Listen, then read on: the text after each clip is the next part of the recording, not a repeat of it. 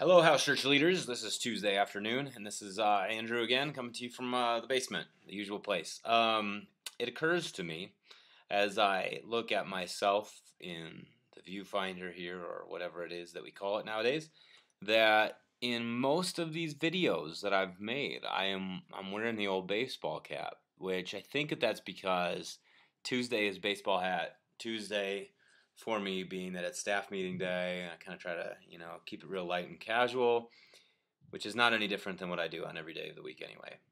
Anyway, I asked the guys this morning in staff meeting if they had some suggestions as to things that I could talk about in this weekly coaching video, and they brought up two, which I wanted to share with you real quick. One was if and when, this is sort of about what your general call as house church leaders is. Your call as house church leaders is not to be a sort of panacea of help for every person that's in your house church, but rather your call is to be a force for the liberation of the body to respond to needs within the community and to rise up to the challenge of being the body of Christ. So you have a unique authority by virtue of your position to catalyze help in the community. And sometimes you'll get a person in the community that really needs some help or is a particularly troubled member.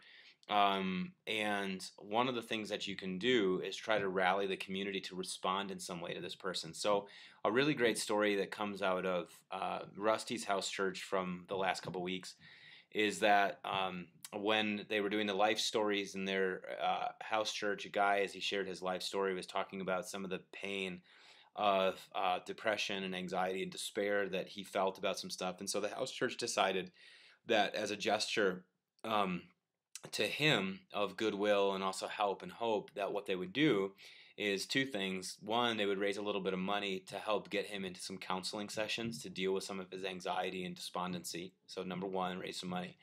And then number two, they also raised some money to sign him up for like a race or something like that, which apparently is something that he likes to do. What I love about that is the intuition that Eric and Rusty use there, is that it's not necessarily their responsibility, again, to be the end-all, be-all for this guy, but rather it's their responsibility to help the community respond and rise to the challenge in helping this guy and also helping him get the help that he needs. So again, it's not like the community now has to deal with all of his despondency, but the community is raising some money to get him in counseling so that other people can help him so that they can continue to manage their role in his life as the community. And I think that that's really, really brilliant. There are a whole bunch of applications for this, and we could go into them. There are lots of stories that have come out of house churches to this effect. But just remember that your job is to catalyze the community rising up into actually being a family of faith for people. And so whenever and wherever it is appropriate, try to step into that role as much as you can.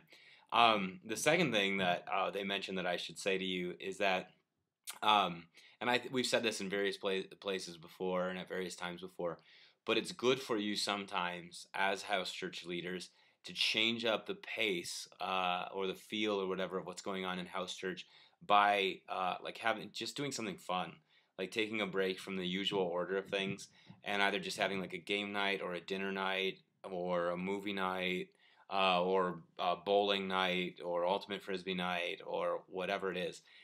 Sometimes you can slip into, again, this very rote sort of thing, and it's easy for it to feel like, oh, wow, like you just it's almost like you lose your sense of how important and potent and valuable it is when you gather because you're gathering so much. So it's nice to just like change it up and have an injection of life by doing something outside of the norm.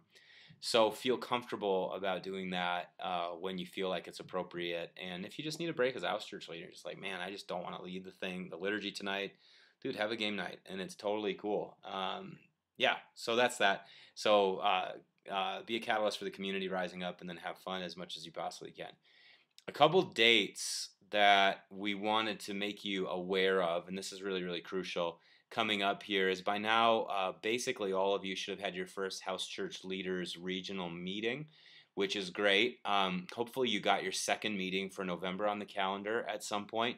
What we will do as a community of house church leaders is have a final meeting, and you need to put this in your calendar, on the 8th of December. That's a Saturday night, we'll get all of the house church leaders together, eat some dinner, talk about what God did in our house churches over the course of the semester, pray for each other a little bit, and just kind of debrief on some stuff. We're intending it to be a really fun relational time as a community, as opposed to something that's very businessy and pragmatic. Haven't decided yet exactly where we're going to have it, but it'll be a big like potluck dinner, Italian, yada yada yada, bread and wine and salad and all that stuff. And since it'll be in December, we'll probably have some eggnog, maybe a little rum. Might have some cigars. It should be really fun. So make sure to mark your calendars for that. More details to come. Also mark your calendars for December 15th. That's going to be the Bloom Volunteer Appreciation party that we throw annually.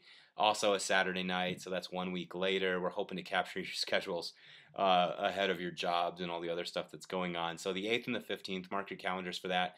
And then also you'll be hearing from Rusty really soon about our Bloom Flag Football House Church Tournament, which is coming up November the 17th.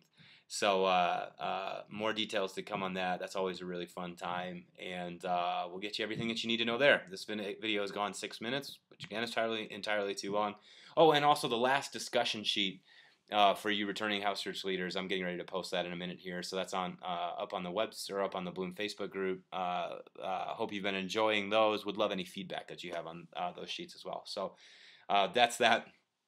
Grace, mercy, and peace be with you. Hope you have a lovely rest of your Tuesday afternoon.